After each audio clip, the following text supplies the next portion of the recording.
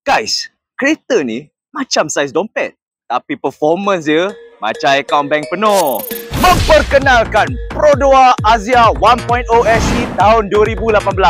Di bahagian depan yang begitu simple dan clean, didatangkan juga dengan headlamp dan fog lamp. Enjin 1.0 VVTi ni cukup jimat minyak. Orang nak ulang balik kampung pun RM70 je. Di bahagian sisi, kita ada sport rim 15 inci, auto folding side mirror dan skirting yang agresif. Di bahagian interior yang cukup kemas dan selesa berserta dengan push start button, Android player, airbag, armrest, seat fabric depan belakang bersama ISOFIX untuk keselamatan yang lebih terjamin. Di bahagian belakang kita ada spoiler, Dragon Scale tail light dan 260 liter of boot space.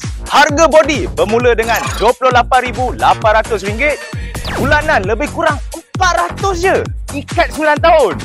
Unit ni baru masuk dan korang confirm boleh jalan jauh. So, tunggu apa lagi? PM saya Alfi dan jumpa korang di Express Auto.